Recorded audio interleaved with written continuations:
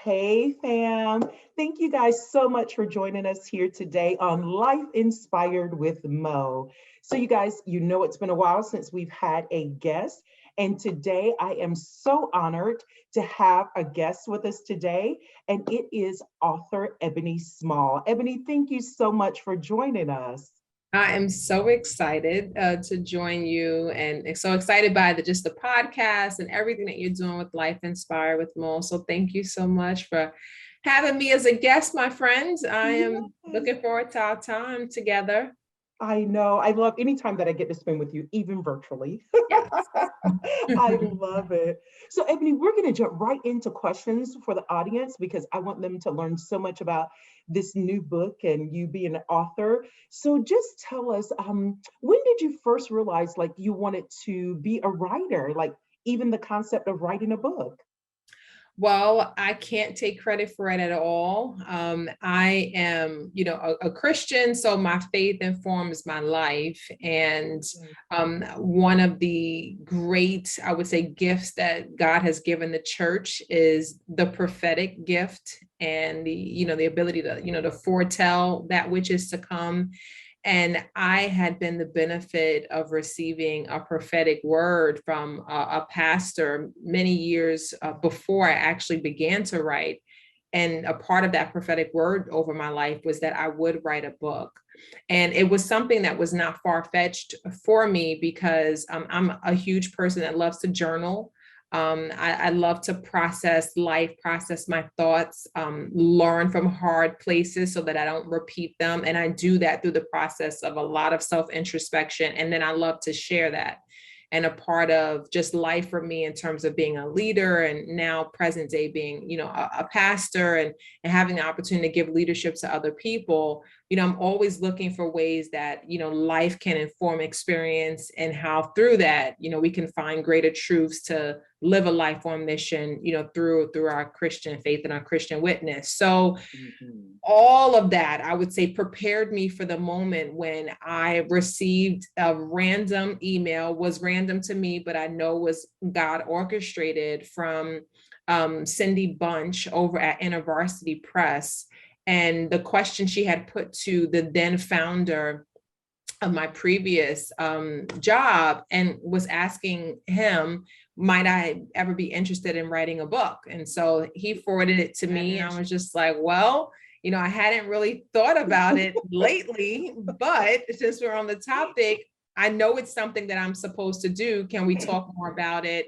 And she and I ended up meeting for lunch. And that was probably the first few moments where I felt like I've got to step into this and yeah, I want to write. And so it began a year-long journey of our coming to a place of definition on what I'd actually write about and then writing. Wow. That is awesome. It's like you kind of knew, but you didn't know when it was going to happen and all Right. those things. And then all of Yeah. it sort of coming to fruition little by little. So, with Yes. that being said, Eb, I would love for you to tell the audience, just give them a little excerpt about what the leader in you, what they could expect when they read the book. And kind of, like you were saying, when they called you, I don't know, at that time, did you have the concept of leader in you in your mind? Or what kind of inspired you to go down that path of writing the leader in you? So I would say I did not have the concept of writing the leader in you. When we first approached writing, I really looked at it as from more of an autobiographical perspective.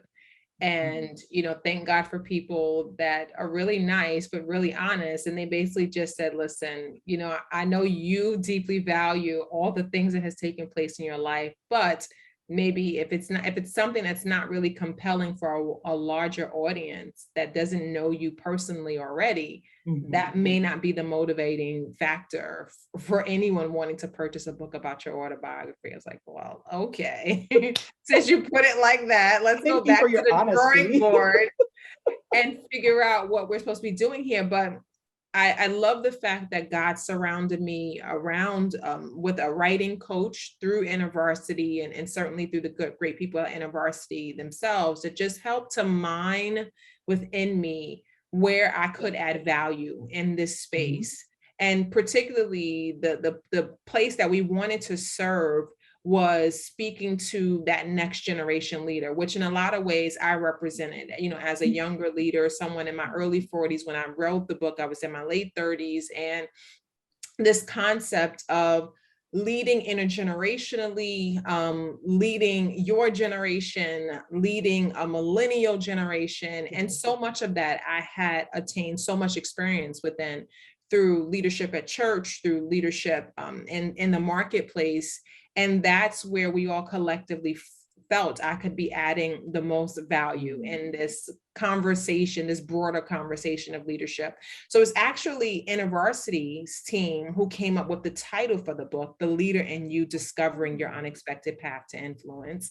I can take no credit for that, but I would say the title was really indicative of my life. And if I could have come up with that in terms of what could be the focus of the book, it would have been that title, because I firmly believe that certainly that leaders are made, they are not born. And I believe that when you have the right ingredient of people in your life as mentors, as supporters, as influencers, it becomes that opportunity to mine some of the treasure that is within you. And I do believe from that, there is an unexpected path to influence. But I believe that each of us inherently have things that other people need to receive. And so I wanted to serve that individual process for anyone that would want to read the book, about coming to this place of understanding what it is that you uniquely carry within you, and how can we push that outward so that you can empower others through your life. I heard you say, I think you said around a year, but from conceptualizing to the fruition of the actual book being produced, how long did that process take you?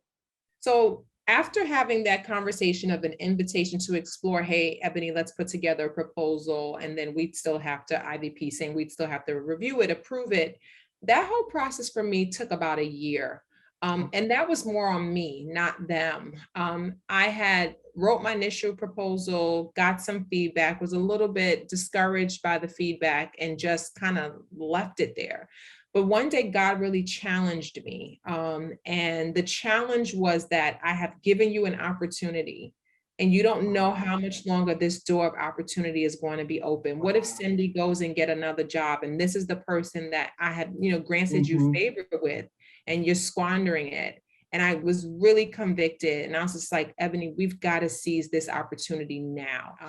Got to this place of our coming to an agreement on what I would write about, and taking that step forward. And that had been a year after I had met with Cindy back in Nashville, Tennessee, and then began a whole year of writing. And here I was writing while still working a full-time job, and had not really adjusted my life to the demands of writing a book, because I had no idea what to expect.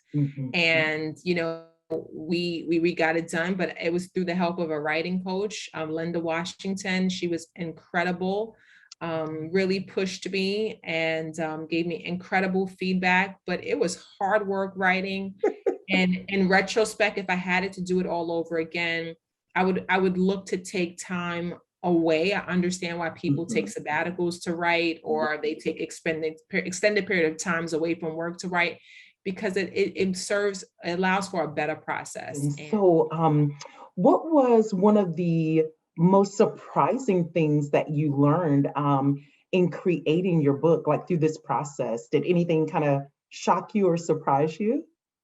Well, I firmly believe in Romans 8:28, because I said from the beginning, my faith informs my life. And in that scripture, it reminds the believer that all things work together for your good. But I would say this book allowed me to see in black and white the tapestry that God had created in my life that prepared me to even write such a book. Every experience, from the most painful ones to the most victorious ones, were all used as part of a greater opportunity to tell a story about leadership and to talk about influence.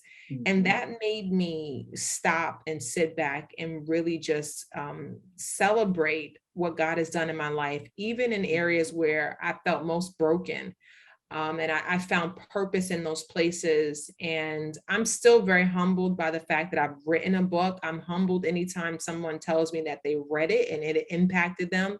in any which way. I can't believe it. A lot of times, I go on Amazon, or if someone sends me a photo of Barnes and Noble, they show me a picture of my book in Barnes and Noble, like, I can't believe it, or Target, if I see my book, available, it's just like, I cannot believe Yes. people. And I just feel like a lot of times, like, I'm just a girl from Harlem in New York City, that no one ever told me I could do anything like that.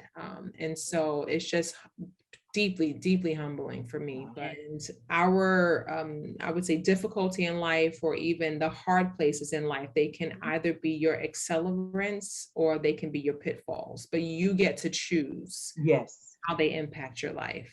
Yes. And I love how you said that you get to choose. So, choosing to not let those things just tear you down or break you down, but how can I see some positive or growth from those things to make me a better person, and a better Yeah. leader. So I'm so glad you shared that with people so people can have a different lens on those things that are. So Ebony, last question. Do you feel like there are more books to be written? Can we expect Absolutely more do. books? Yes, we definitely can, by God's grace. Yeah, I have like 2 topics floating around in my mind that I'll need to intentionally commit to prayer, and to, see which one I'll move in first. But yeah, I do believe that I'll be writing again here soon, and I'm excited for it. We are super excited to hear from you again. So awesome. But Ebony, thank you so very much for carving time out of your schedule today. As you have shared with the people, you have a full-time job, you're in ministry, you're a writer, so many balls that you're juggling. So we appreciate this time here at Life Inspired with Mo that you've given us. And thank you so much. And to the Life Inspired with Mo tribe, can't wait to connect with you in the social world soon. yes. And we will see you guys next time. Bye-bye.